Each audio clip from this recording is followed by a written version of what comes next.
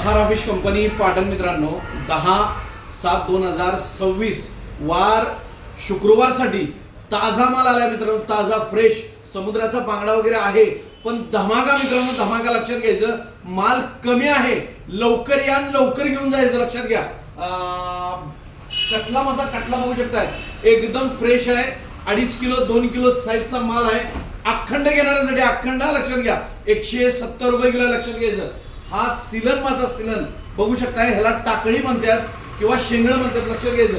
हा मासा फक्त 170 रुपये किलो मध्ये राहील, लक्षात घ्यायचं।